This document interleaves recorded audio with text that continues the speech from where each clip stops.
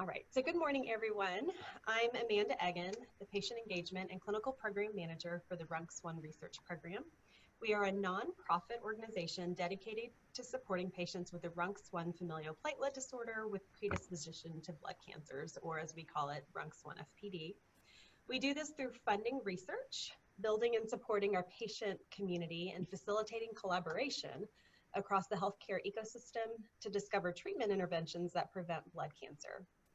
Today, we are fortunate to be hosting a team from the NIH's National Human Genome Research Institute who are leading a natural history study of RUNX1-FPD.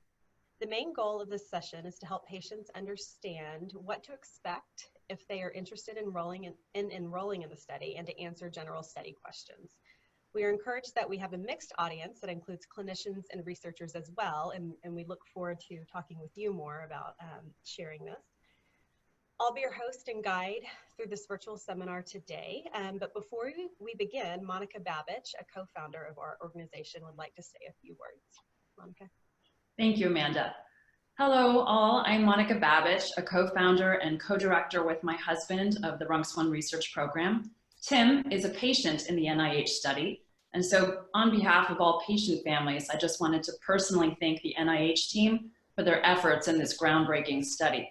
Tim and I have known Dr. Paul Yu, senior investigator of the study, for many years as really just a, forgive me, I've completely dropped my notes, so just gonna go on the fly.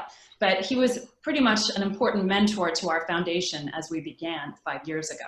And we are just incredibly grateful that he was able to get this study to come to be and to create the team that he has and that you'll get to meet today. We are so grateful for you participants in the study and for those who are considering participating and for the rest of you that are here to listen.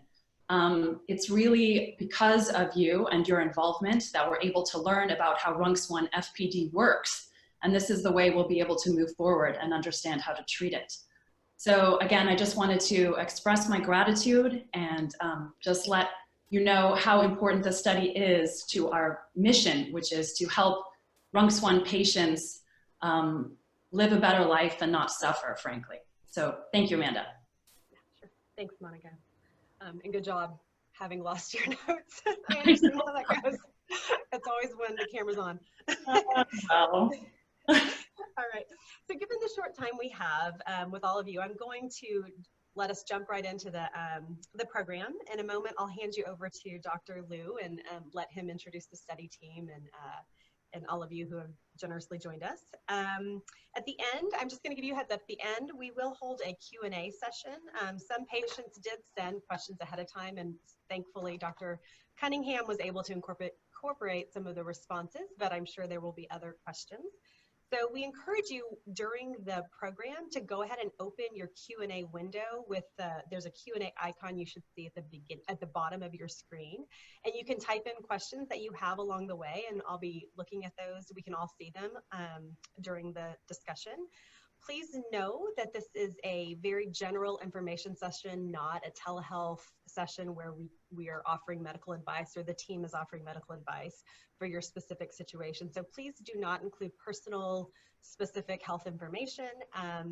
And please, if you can, select send anonymously when you send your question so that there's no concern of names coming across. But regardless, I won't reveal the question. I'll just read it out at the end for the appropriate speaker to respond. So without further ado, let's go ahead and let me hand this over to Dr. Liu. Liu, I said it, Liu. All right, so you can share your screen when you're ready. Can you see my screen? Perfect. Yep. Great. Thank you very much, Amanda, and thank you to Monica and team for starting this wonderful organization to network and help research for the RUNX1 disease, and also, having a forum for patients to interact with each other. So we have a team, a lot of people and collaborators.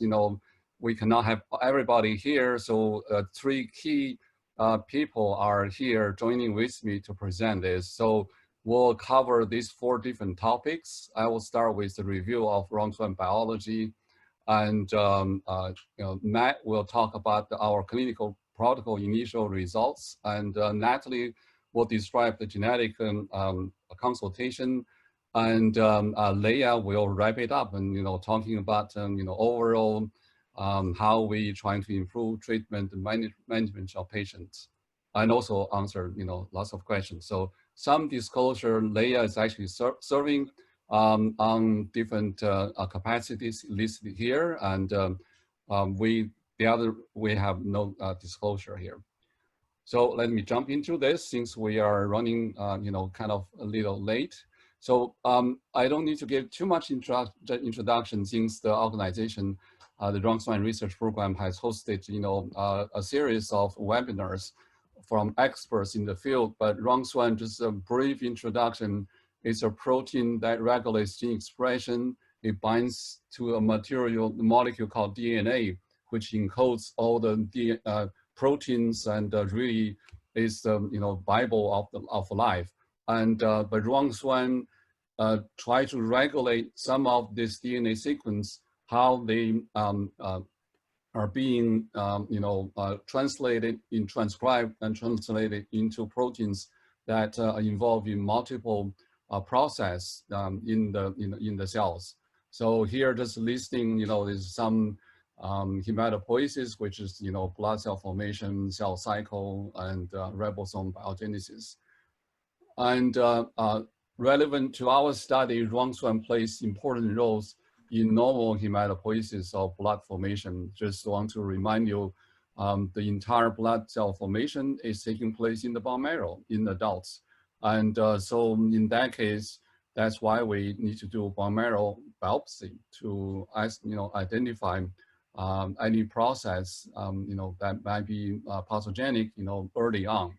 So RUNX1 is required at multiple steps for hematopoiesis, starting for the formation of hematopoietic stem cells, and then in multiple steps later on, especially for lymphocytes, that's T cells and B cells and NK cells, and also for megakaryocytes, which gave rise to platelets. And so for this step, RUNX1 is also very important. RUNX1 can be involved in different cancers of blood cells through multiple mechanisms.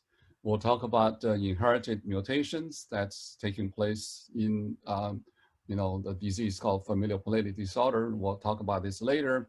But also there are so-called somatic mutations. These are not mutations inherited from your parents. These are mutations taking place in your own bone marrow cells that can lead to defects in hematopoiesis and leading to malignancies or tumors in the blood cells. There are also chromosome translocations, which actually are the early signals. Through chromosome translocations, we identified the RUNX1 gene. So back to the familial disease involving RUNX1. This disease was designated or named a familial platelet disorder with associated myeloid malignancy, also known as FPD AML. AML stands for acute myeloid leukemia, because most of the patients develop myeloid leukemia. And simplified, just IPD and RUNX1 deficiency, RUNX1 FPD. So there are multiple different names, and it will be good in the future have a unified name, sometime in the soon.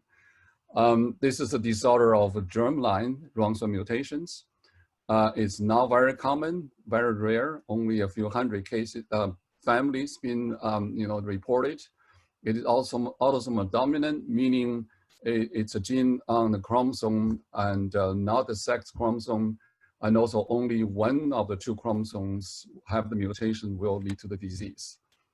And variable penetrance, which I'll mention multiple times later. And most consistent clinical finding is platelet defects, either reduced or platelet counts, or functional defects, or both. And that can lead to bleeding disorder. could be mild or could be more severe. And importantly, this is a predisposition to hematological malignancies. Anywhere between 20 to 55% of patients will develop some form of malignancy. In terms of variable penetrance, there are a lot of different mutations being identified in the patients. It almost seems like every family has a unique mutation. And these mutations, it's throughout the gene, and there are amino acid substitutions. So these proteins are composed of amino acids, 20 of them. Many of these could be, mutated in the RUNX1 families. And also there are mutations that lead to truncation of the protein. And also there are large deviations of the gene encompassing the entire protein or, part of the protein. In terms of variable penetrance, the development of leukemia or other blood cancers could happen in almost any age. Could be as young as less than 10 years old, or could be older than 60 years of age. And so this is a highly variable. Even within a single family, this is just a hypothetical family that with some of the family members developing leukemia young and others developing late. So our hypothesis is that mutations in the other genes could cooperate with mutated RUNX1 for the development of leukemia. Moreover, RUNX1 is actually expressed in many different tissues and organs, not just blood cells. Here listed, thymus and breast actually have a fairly high expression level. This is RNA expression level. And thymus makes sense because T and B cells express fairly high level of RUNX1.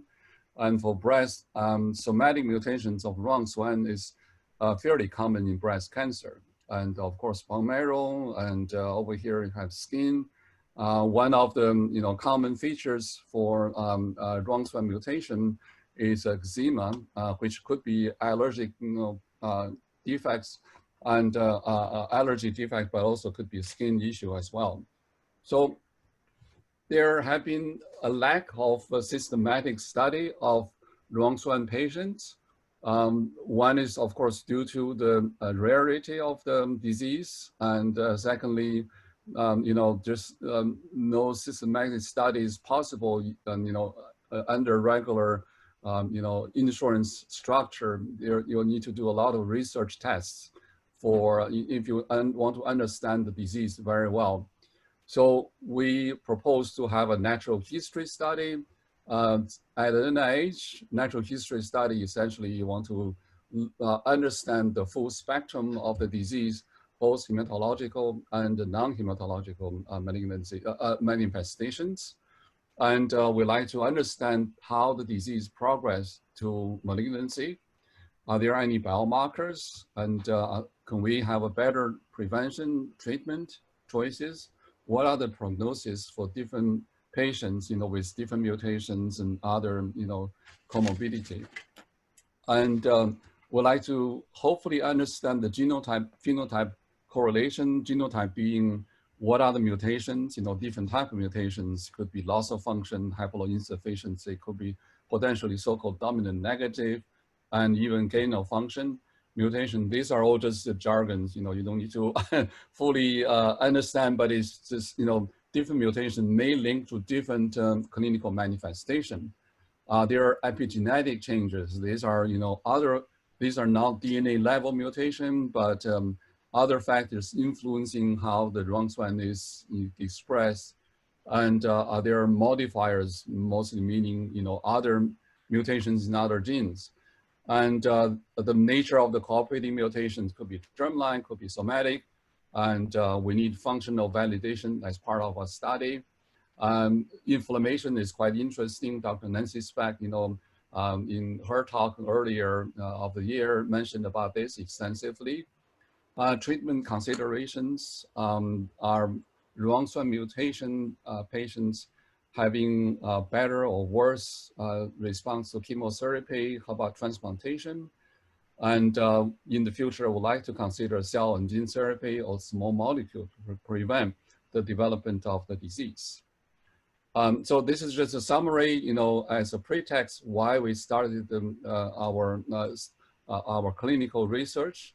And at this point, I want to yield to Matt, Dr. Merguerian, and to describe our early finding of the study. Matt? Thank you, Paul. Oh, let me stop sharing. Okay, you can go ahead.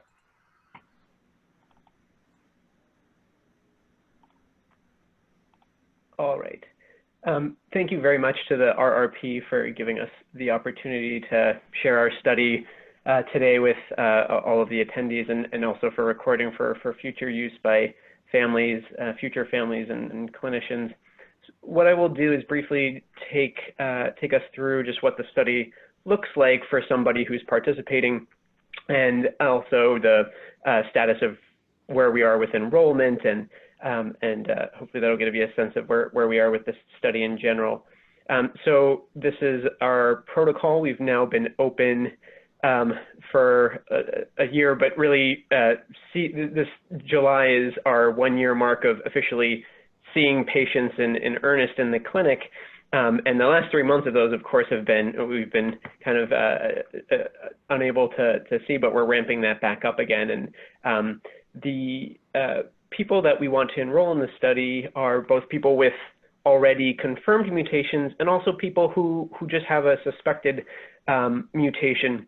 And we can enroll them and do the initial workup to confirm whether or not they have a germline RUNX1 mutation. And then, of course, we encourage, as many family members who want to participate as possible, as that helps the study. In terms of the ages, we take all comers, basically, age 1 month and up. And as you'll see in the demographic data, we have a number we have a peak kind of in the childhood region, and then also a peak in the middle age region as well. In terms of what we do once a patient contacts us with interest in participating in the study, we initially do a phone intake where we collect some information. If the patients are interested, we set up a consent call to discuss the actual study details. If they need confirmation of the RUNX1 testing, we send them a saliva kit and they send us back to that, and we do Sanger sequencing, CLIA-certified Sanger sequencing to confirm. And then, of course, we want to gather as much of their medical records from their outside hospitals as possible. We also, Joey, one of our genetic counselors, goes through very thoroughly getting a family pedigree so that we can have as much information about the cancer history, bleeding history, and anything else that might be relevant in the family history. When patients enroll on study, the default is for them to come to the NIH yearly. That is not, we adjust that as needed clinically. So if people have studies that suggest they are at higher risk, we see them more frequently. The visit to the NIH generally takes 2 to 3 days. If procedures are being done, it's more towards the 3 days. And what we do is a full medical history and physical while they're here in clinic. We do blood work for both clinical testing and research testing, as I'll go into in the next slide. Bone marrow biopsies and skin biopsies as needed. And in general, we by default do plan on a bone marrow every year, but that is not hard set, and we kind of adjust that as well for clinical situation. If any imaging is indicated, we do that. We don't have any baseline imaging, so we kind of tailor it to the patient's needs. And then we have a lot of subspecialty consultations, and that's something that's evolved greatly since we started the study. and I'll cover that in the next slide. So broadly, what sorts of evaluations we do can be broken down into clinical studies and research studies. So of course, the clinical studies are helping us to see what the status of the patient is, what their medical needs are, so that we can address those with diagnostics and treatment planning. And then we have research studies, which are informing us and helping us to learn more about the biology of having germline RUNX1 mutation. And hopefully in the future, we'll then be able to guide clinical decision making as well. So in terms of the clinical studies, we do, of course, evaluation of the blood extensively. We're very interested in how the platelets function. And so we do platelet electron microscopy to assess the microscopic structure of the platelets. And if patients have a platelet count of above 100,000 at the time that they visit, we can also do full platelet aggregation testing. We look very closely at immune cell maturation and do an in-depth flow cytometry panel to look at all the different lymphocyte subsets. As I mentioned before, we've gotten a lot of collaborators involved in the different clinical areas at the clinical center. And so now, essentially everyone who comes to the clinic is getting evaluated by dermatology, gastroenterology, and allergy immunology as a minimum, and then additional consultations as needed for any other clinical findings that they have. We are very interested in having patients report their health status in order to know how this disease is affecting them on a day-to-day basis, over years, and in the comfort of their own homes and their daily routines. And so we're developing these ways for them to communicate with us. And now we've got this initially in place, and our patients we're asking that they every 3 months give us kind of feedback on how their symptoms are and how it's affecting them. For the analysis of cancer risk, a key part of that is to evaluate the bone marrow. And so we do bone marrow biopsy and aspiration, and from that we send cytogenetics, flow cytometry, and targeted clinical sequencing to look for high-risk genes. And that's CLIA certified, and so we have actionable data. In terms of research studies, we are doing whole exome on everybody's bone marrow, and in addition on samples from their skin, so that we know what gene mutations they were born with, and then what gene mutations they've subsequently acquired over the course of their life, so that we can better understand which ones are most clinically relevant and which ones are changing over time. We do copy number testing to know large-scale changes in chromosome structure. We're doing megakaryocyte electron microscopy as well, again, to understand how this disease is affecting the function and the biology of the megakaryocytes. We're looking at RNA sequencing to know how the mutation in the DNA is then actually being expressed in the cells and changing the way that the cells behave. And more flow cytometry that looks even more in depth at the lymphocyte functioning, and then cytokine panels. And of course, we are saving as much material as we can, serum, DNA, RNA, and cells for research purposes. So where we are right now with study enrollment is this is kind of the up-to-date data, and we have 93 participants enrolled, of which 49 have the RUNX1 mutation themselves, and then the other 44 are family members of those 49 who we can use for control testing.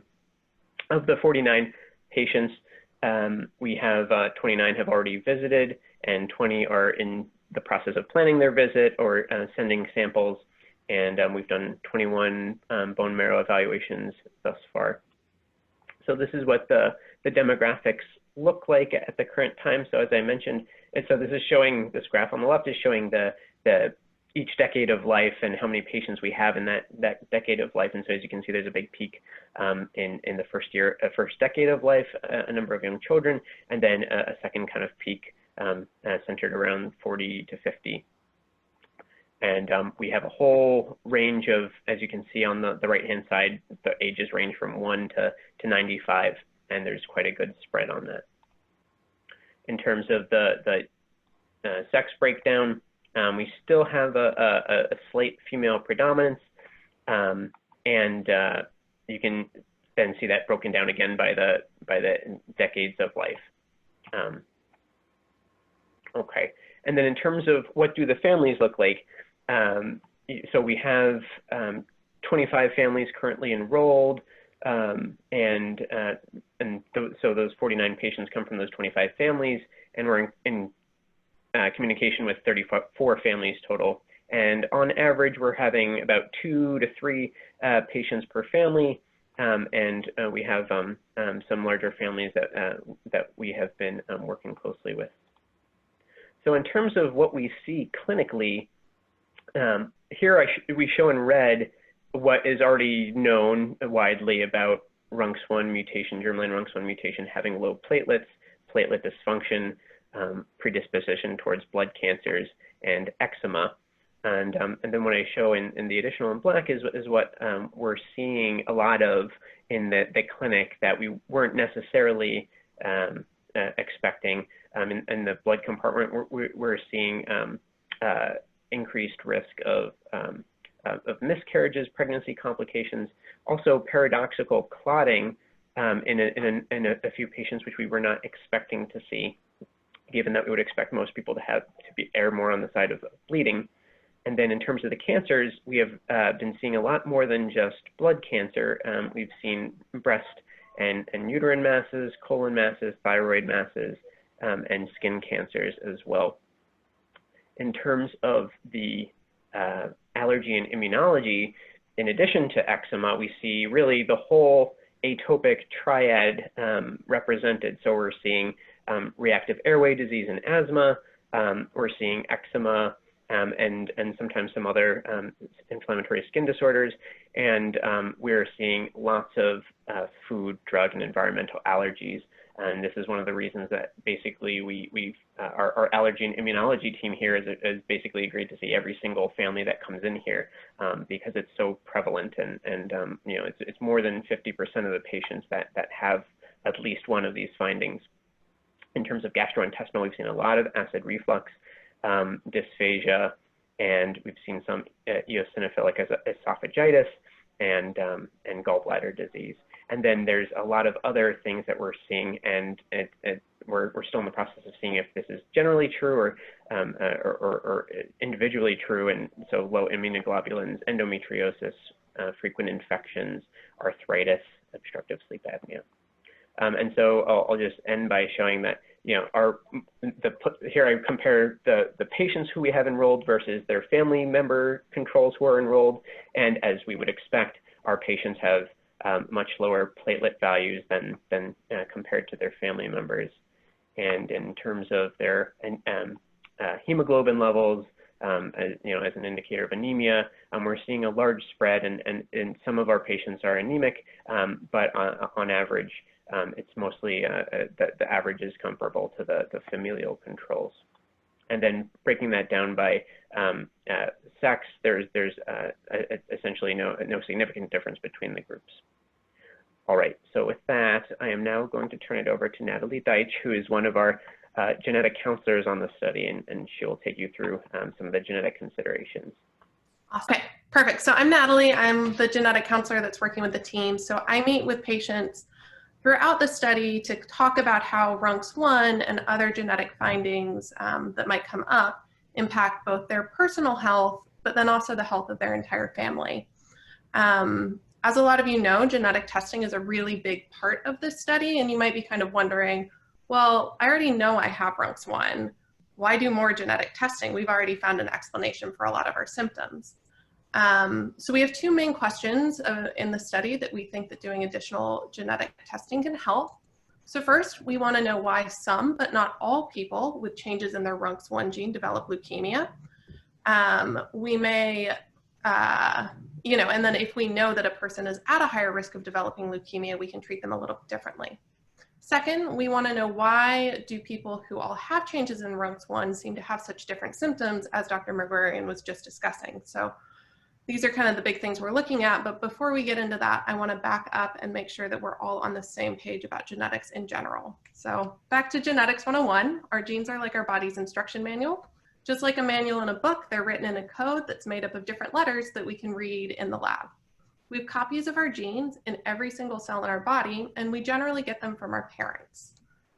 Genes get turned on and off throughout our life, and they make these things called proteins. When I say protein, it's not necessarily the stuff you get from chicken. Protein is just the way we refer to any of the building blocks in the body. Proteins go on in our body to do stuff, and we have thousands of different genes that code for different proteins that have all sorts of different functions. We have genes and proteins that make our hair and our eyes a certain color. We have genes and proteins that make our muscles move and our bones strong. And what we're most interested in are the genes and proteins that make up the cells of the blood. So these are the proteins that control things like platelets, which help our blood to clot, and our immune system, which keeps us healthy. Now, remember, our genes are spelled out just like words in a book. And if we get a spelling error in one of those words that affects the protein in a way that it can't do its job, we can sometimes get human diseases. So RUNX1 familial platelet disorder happens when there's a spelling error in the RUNX1 gene that means it's not telling platelets how to do their job correctly. There are two different flavors of genetic variants that we talk about a lot, and I know Dr. Liu and Dr. Merguerian have referenced them a lot. First, we talk about germline variants. So germline variants are changes, much like RUNX1, that people have in every single cell in our body. These are changes that we're born with, and they're usually, but not always, inherited from a parent. They can be passed on to our children since they're found in the sperm and egg cells. And you can see by the little pink chunks in my figure that, you know, we've got these changes in every cell in the body. Somatic changes, on the other hand, are changes that are only found in a few of the cells in the body. You can see these with the little pink chunks again. This is because these are changes that happen after we're born. Since they're not usually present in our sperm and egg cells, they can't be passed on to our children. We all acquire somatic changes to our DNA naturally as we age, and most of the time these changes don't lead to disease. But there are some somatic changes that can lead to cancer, and in fact, oftentimes when we have a cancer, it can increase the rate at which we accumulate somatic changes in the cells. So for example, somatic changes in genes like BCOR or ASXL1 are sometimes, but not always, associated with leukemia. So this leads us back to our question number one. Why do some people with RUNX1 get leukemia while others don't? So you all have probably heard that people with germline mutations in one of the copies of their RUNX1 gene have between a 20 and 50% lifetime risk of developing leukemia. But why isn't this number 100%? Are there some people where their risk is closer to 20%, or are there others where the risk is closer to 50% or even higher? So the way I always think about this is like there's a threshold, and once you cross that threshold, you develop your leukemia, your myelodysplasia. So having that genetic change in RUNX1 causes you to get closer to the threshold, but not all the way. You certainly are at a higher risk than somebody who doesn't have a faulty copy of their RUNX1 gene. But you have to have some other things that happen to push you over into that leukemia risk category. So you might have other germline variants in genes that also increase your cancer risk. These might be changes in genes that regulate blood cells that help to fight cancer.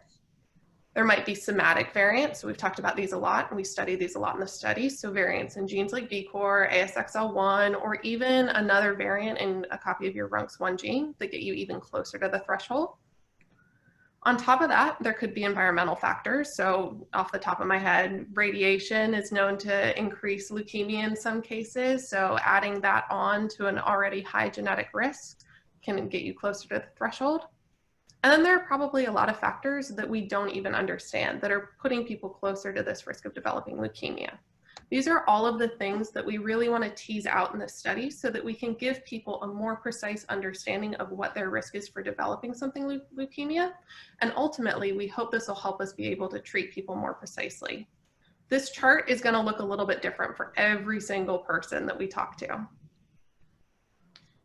So moving over to question 2, Dr. Merguerian showed you this list of all of the symptoms that we've seen in different people in our cohort. And like he said, only the ones that in red have been previously attributed to RUNX1 mutations. But this leads us to ask, are these truly new symptoms of RUNX1, or is there something else that's going on? So for a lot of these symptoms, I think yes, that's the answer. It is a RUNX1 symptom that just hasn't been studied. We haven't seen that many patients with RUNX1, so we don't know that they have, symptoms like gallbladder disease. But just because a person has a change in their RUNX1 gene doesn't mean that they couldn't have a change in a different gene that could cause something else. So with that, we're going to look for people with these new symptoms and see if there are any other genetic changes that might explain what's going on. We're also curious if having a change in RUNX1 plus a change in a different gene could lead to some of these less typical symptoms. So I think Dr. Liu mentioned this is called a germline genetic modifier. So what we'll do to look at this is we'll pick out everyone in the cohort who has, say, really bad allergies and eczema, kind of a more inflammatory flavor of RUNX1, and say, okay, we found their RUNX1. Are there any additional genetic changes that these guys all share that could explain why their disease looks a little bit different? Okay, so what does all the testing that we're doing in this study look like? As I mentioned, genes are spelled in letters. So the testing that we do in the lab is kind of like just running spell check. You can do genetic testing on just one gene or a couple of genes, but what we like to do is a test called whole exome sequencing, which lets us look at each and every one of the 20,000 different genes that a person has. When we do this, we find thousands and thousands of very natural changes in genes. So you can see I have a picture of a spreadsheet, and that's just a small segment of what we get back when we look at somebody's exome. Most of the changes we find are completely benign and don't lead to disease. They're just little differences in spelling. I always think of it like in the UK, people spell the word color with a U. The word looks just right. We can read it. It just looks a little bit different, so it might get flagged. What we do in the lab is we go through these changes to kind of filter out and see if there's anything that could be really meaningful. And it takes us a very, very long time to sift through all of these little changes. And this is what our bioinformatician Kai does all day. It's a slow process, but there's a lot of really important information in here. So in our study, we do whole exome sequencing in combination with some smaller, more targeted tests. And we do this testing on lots of different samples. So samples from the bone marrow, from blood cells, and even from skin cells to help us sort out all of these different variants that come up and help us know whether the changes are germline or somatic. We're not going to tell participants in the study about each and every one of the genetic changes we find on the exome because most of the time they don't mean much of anything. They're just part of being human. But we do want to give you back some of the results. I will point out whole exome sequencing is a research-based test, and there are a lot of false positives as well as false negatives. So whenever we find a change in one of our participants that we think could be suspicious or could have some meaning, we get it validated in a clinical lab that's very, very precise, just to verify that it's real so we don't call you up and worry you about something that isn't real. So on this flowchart, you can see when we're looking at different germline changes that we might find, we'll tell you if we find any changes that are in genes that would impact your risk of developing leukemia, because we know this is a real priority for the cohort, and it's one of the things that we really focus on in the study. We also look for changes in genes that might be completely unrelated to your risk of developing leukemia, but they're changes for genes that are very well studied and known to increase your risk for diseases where an early intervention could stop you from developing disease. So mostly different types of cancer, things like the BRCA gene, which is associated with an increased risk of breast cancer, where if you knew you had that change, you could, get mammograms a little bit different or tailor your care. As the study goes on, we hope we'll be able to tell you about new candidate genes that we discover that either increase or decrease risk of leukemia or other symptoms of RUNX1.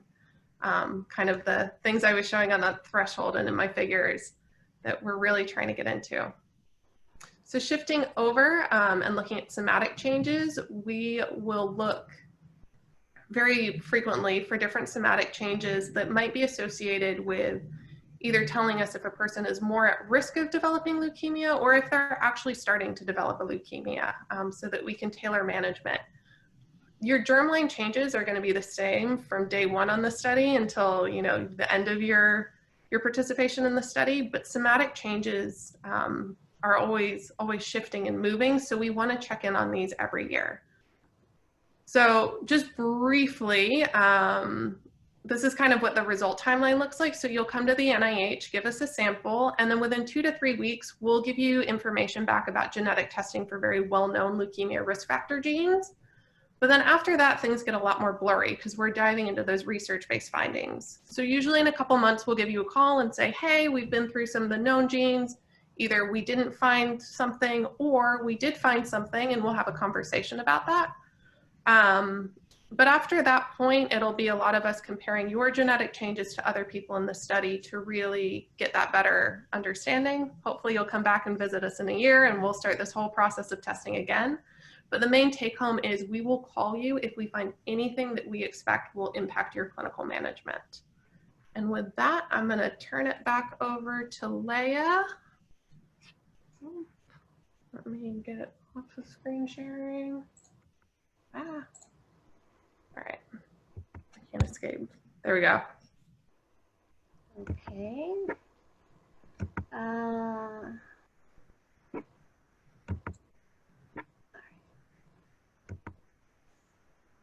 right, very good. Can everyone see the slides okay? Okay, great. So thank you so very much to the RUNX1 Research Program for the kind invitation today, and to all of my wonderful colleagues who have presented before me. So just keeping an eye on the time, it's about 4 minutes already into what we had initially planned as our Q&A. And here I am just starting. So because the vast majority of what I am planning to say is really a synthesis and a summary of what has already been said, I will go through this even faster than I had planned in the interest of getting to the Q&A in plenty of time. So basically, I'm a visual thinker. I like to think of things in kind of a visual way. And I think just because I will be going faster than I had initially planned, I would like everyone to think of each individual person with germline RUNX1 kind of as a circle that fits inside a larger circle with their family, that fits inside a larger circle with all patients who have germline RUNX1, who then fit into kind of a bigger community. And so everything I'm about to say is really tailored, towards the individual person, with an eye on how their family history and how the experience of other folks with germline RUNX1 can help us to understand how to best provide care for that individual. So basically this slide is to show that although historically germline RUNX1 has been associated with myelodysplastic syndrome and also with acute myeloid leukemia, there are many mutations associated with many other hematologic malignancies. And we're starting to see a little bit of an expansion in the other diagnoses that are also associated with RUNX1. So this fits in very well with the kind of greater research being done in the RUNX1 community as a whole. This is an expanded view of familial analysis of the whole exome sequencing that Dr. Liu showed first. The purpose of the slide is to demonstrate that although on the surface these 3 individuals all had hematologic malignancies, on a deeper dive we were able to figure out that there were additional secondary germline mutations that contributed to that development of increased disease burden, for example. And what we're finding too in our patients having additional genetic findings in terms of germline mutations and somatic mutations is also well characterized by some of the newer literature that is available, and that there are significant differences between patients who have germline RUNX1 and those who have somatic RUNX1, and that has been kind of an open question for a long time. So I just wanted to bring that to the forefront here, but I won't dwell on it at the moment. This is just kind of a deeper dive into that same idea that germline RUNX1 is really a completely different thing from somatic RUNX1 in terms of the other activating signaling mutations, for example, and exactly what we're seeing in our first cohort of patients who have come through NIH. So that's kind of a summary here that of the germline RUNX1 mutations that we've seen, 6 of them are novel that have not been described in the literature, and that we have found 10 additional germline mutations and 5 additional somatic mutations. And then in addition to myelodysplastic syndrome and acute leukemia, we've also seen some disorders in the myeloma pathway, which have not been previously described. So, so the common question is, okay, if folks are heading towards a hematologic malignancy, then what's the best thing to do? And so we're trying to understand better why folks who do develop malignancy tend to be a little bit more refractory towards upfront chemotherapy, the mechanisms for that, to make sure that we're providing the best possible counseling towards patients, and especially familial donors if they're under consideration. And then really the biggest question, as previously mentioned, is there anything we can do from a chemotherapeutic prevention standpoint, or other small molecules, or other ideas that are outside of the scope of the discussion today, but certainly under investigation here and elsewhere. So, you know, like Natalie showed the model of the ladder, this is just another view of the same idea that in each cell we have a germline RUNX1 mutation, and then additional germline mutations and somatic mutations in the context of the cellular microenvironment with signaling factors and inflammation can certainly increase the risk of hematologic malignancy.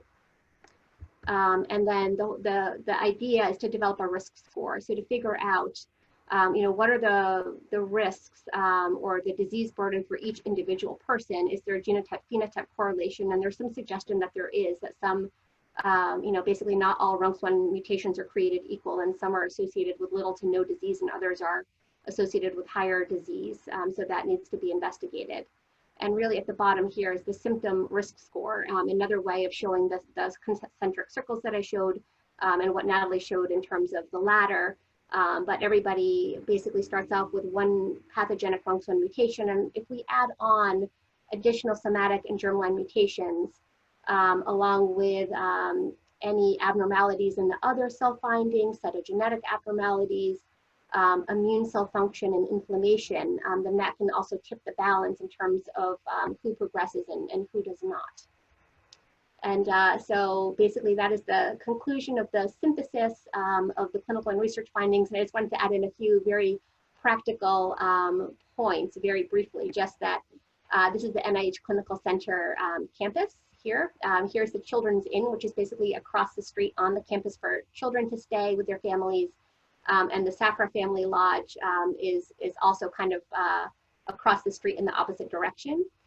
There are 3 major airports in the area. We are 4 miles away from the Washington, D.C.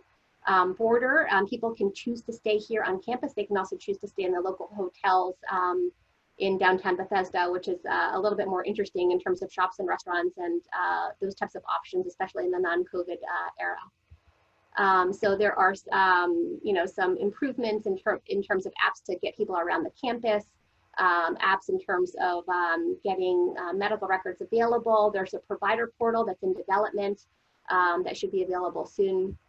And then Amanda very kindly put together some frequently asked questions for us that I was just going to very quickly go through before we open up the chat. And I realize I'm running behind, so I'm trying to go as quickly as possible. Sorry about that. So really the COVID screening questions have been probably at the top of most people's lists. So Maryland is a very safe place to be at the moment. None of my patients in the last 12 weeks have had COVID-19. Maryland in general is in phase 2 of reopening, and it's a very low disease burden here locally and especially within NIH. So all patients and staff get screened daily. All staff get swabbed weekly. And then patients have, especially young patients, have the option, like children have the option of oral swabs instead of nasopharyngeal swabs, since these can be uncomfortable for folks. So just kind of moving on to the other very frequently asked questions. All of the medical care here at NIH is free. Insurance is not ever billed. The study right now is generous in the sense that airplane tickets are paid for, local hotels and lodging are paid for, and there's a per diem given for food every day. Since this budget is kind of congressionally mediated, I can't promise that this will be exactly the same in another 4 years, but right now this is what we're able to offer. As the previous speakers pointed out, the whole goal is to really individualize all of the care that we offer, such that some folks may be at a little bit higher risk. They may have their blood drawn more frequently, usually at home. And then most folks have marrows no more frequently than yearly, and sometimes less than that if they have low risk factors. And then most patients come to NIH yearly, but we're also able to remotely enroll. And this is especially true now in the COVID era, where travel is more difficult. And so we are able to offer these options. Patients often ask if they do want to pursue chemotherapy or transplant NIH, are those options available? And they are. So I'll go to the next questions. So each additional secondary pathogenic mutations can potentially increase the risk of hematologic malignancy development. As also mentioned, patients can be the first in their family to develop germline RUNX1 and be the first in their family to be able to pass it along. In terms of monitoring, subtle blood count changes can often give us some idea of whether or not we need to change the frequency that blood counts are done, or if there are very severe, significant changes, those could be associated with development of frank malignancy.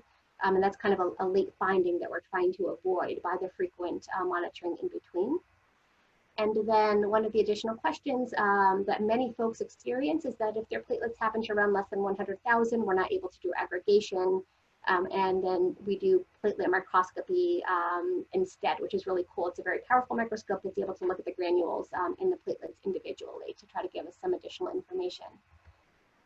So we have a website, which is here. I know this will all be kind of saved and broadcast, so I'll very just quickly go through it. There's a clinic email for everybody. Everyone has an individual email. And really, most importantly, in addition to NIH we've involved 6 other clinical and research centers and many inside and outside collaborators. And this is really a two-way street. None of this would be possible without the, the kind and generous voluntary participation of all of our wonderful patients and families who spend time to come to NIH. Of course, they're referring physicians who may tell them about the study, and the RRP who's educating the entire community. So I'll stop there. Thank you so much. Thank you, Leah. I know you were under pressure, not because of you, but probably because of our intro. So thank you. So I won't talk for very long. I see that we already have 4 questions out there, and we personally have more time. I don't know if you all have a little bit of time if we run over, but we understand if some patients have to drop off. So first question may have been answered. The first question was, what are your plans for informing patients about their individual results from the study? And Natalie, I feel like you had a nice slide. Is there anything else you want to add to that slide? It sounds like it's very personalized. I think for the most part, the main results that we're going to return are any results that there would be a specific clinical change that would happen because of that result. But I think in the future, as we learn a little bit more and are more sure about the results, we're very excited to share all of the research findings with patients. And I think if we publish a paper, we'll definitely make that available to all of the different people who participate in the study. Okay. Yeah, I want to add on to that. There is a NIH electronic portal website, patients can access, and as soon as any significant clinical results coming in, it should be moved to the portal. You can access yourself, and also Dr. Cunningham, other people on the team, they constantly interact with patients. Anything that really need urgent attention, they will contact you or your physician right away. And also during this COVID pandemic, we are scheduling webinars, so just tidy house and with families, and to communicate with all these different findings. Leah, you want to say anything more? Or? I think you summarized it really well, that we're doing as many inpatient visits as possible, and when that's not possible, our primary RUNX team and all of our consultants are getting on the phone and on WebEx or on Microsoft Teams for additional contact. Great, thank you. So this is an interesting question. Someone asks whether you're enrolling patients who are post bone marrow transplant in remission. Yes, we are. We have several patients. I want to say off the top of my head, maybe 6 of our patients have been transplanted.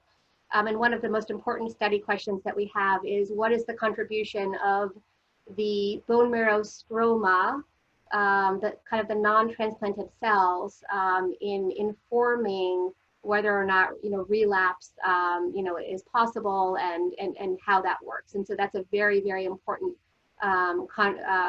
contribution, is for folks who have been transplanted to still participate. And then also, like many other inherited bone marrow failure syndromes, there are these many other organ systems that we're investigating that will not be altered in any way by a bone marrow transplant. And therefore, any RUNX-related risk factors in all of the other organ systems that are not related to the transplant still need to be monitored carefully. Great, thank you. That's a good answer. So let's see, what proportion of families already enrolled have at least one case of MDS or AML? I imagine that there is ascertainment bias towards this type of family. Do you have any process in place to try and actively recruit carriers without any MDS AML cases?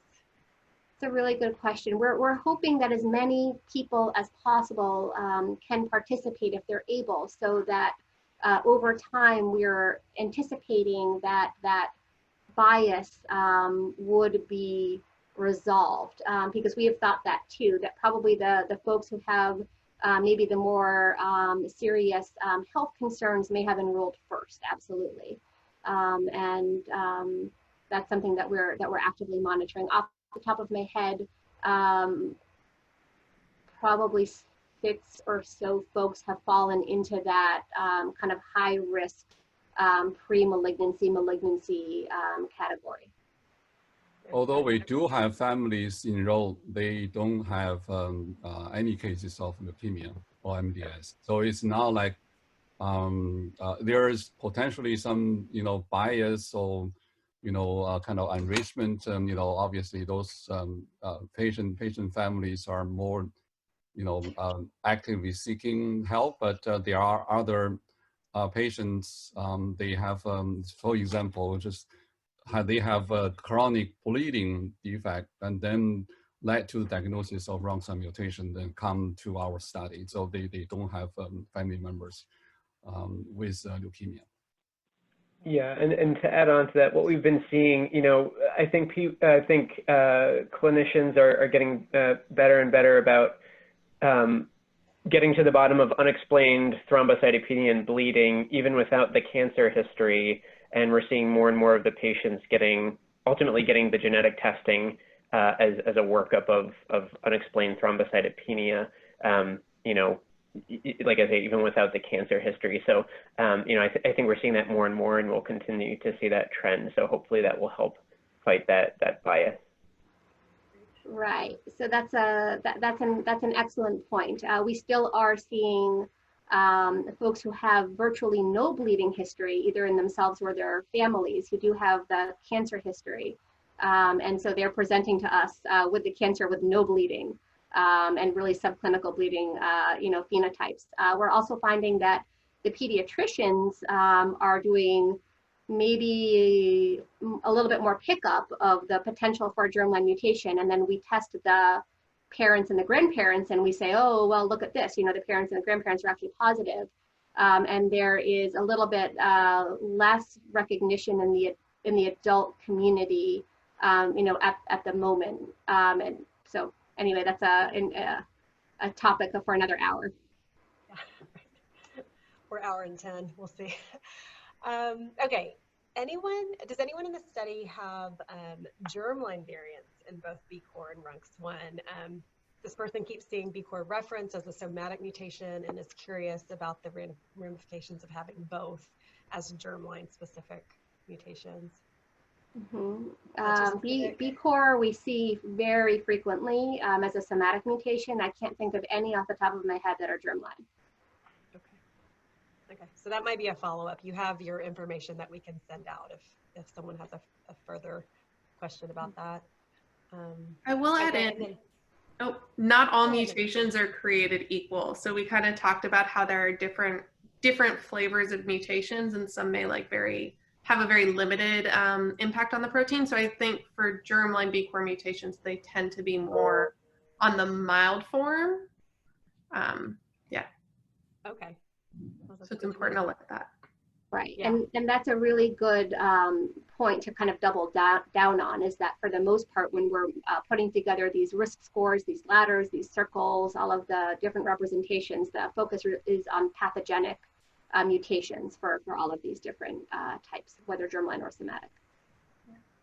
When we see somatic mutations in our cohort in B core, I know a lot of the ones that we've found so far are kind of more uncertain or even more benign. Really? Okay. Okay, thank you. This last question is very important. It made me smile when I saw it come through. Joey wants to know if Dr. M is growing his face mask. Dr. M? Yes, Joey, for the time being, yes, I am. Great. It looks, wait, let's see. I might have gotten a question in the chat. Thank you for the nice presentation. Are patients in whom RUNX1 variants are coincidentally found, for example, in AML, also included? If so, does inclusion depend on classification of this variant or on other criteria, such as other symptoms and familial leukemias?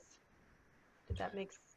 Well, I take that the question is referring to, do we include patients with somatic RUNX1 mutations? Patients in whom RUNX1 variants are coincidentally found, for example, in AML, also included. So this is referring to patients who present as AML, and then it's found later that they happen to have a germline RUNX1. Is that? I think that's what I'm reading that question as. And so absolutely, that's we absolutely want to enroll patients like that. But his question is whether we include such patients in our cohort right now. I don't think so. Okay, so there's a few questions. So what Dr. Liu is saying is that if it's a somatic RUNX1 mutation, we do not include these folks. What Dr. Merguerian is saying is that folks who get referred to us who have AML and a concerning, and this actually happens fairly frequently, that somebody else is at NIH for a different reason, for AML on a different study, and then some astute person takes a really good history for other cancers and says, well, wait a second, there's a RUNX1 team here somewhere, right? Maybe we should talk to them. And at that point, then it is discovered that this person who presented with cancer does have a germline mutation. We do enroll them on our study at that point, and then, as everyone knows, this is an autosomal dominant disorder. So as soon as somebody comes to us with cancer who has germline RUNX1, we then are very available to their entire family for anybody else who wishes to speak to us. Yeah, very good point, Leah. So if you have patients with uncertain status, whether the RUNX1 is somatic or germline, we'll be happy to help you to sort it out, enroll in our study. There's one more question that came through, if you all have one more minute. Do platelet counts change as a patient gets older? Can they start off normal and change? I think the answer is yes. This is a really good question. So we have seen platelet counts as low as 1,000 all the way into the normal range. There's some suggestion that some mutations like L56S, there's a lot of controversy about that particular mutation, but patients who have that tend to have much higher platelet counts, for example. And then there are other factors, inflammation, infection, fever, dehydration, that can make platelet counts temporarily increase or decrease, for example.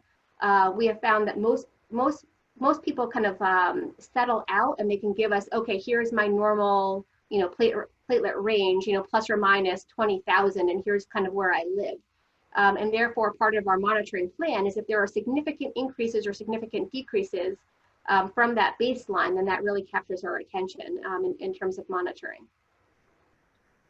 Great, thank you. Thank you all. Thank you for everyone who's in the audience. Thank you for the team who have so generously shared their time, because I know you're very busy taking care of lots of patients outside of the study. So thank you.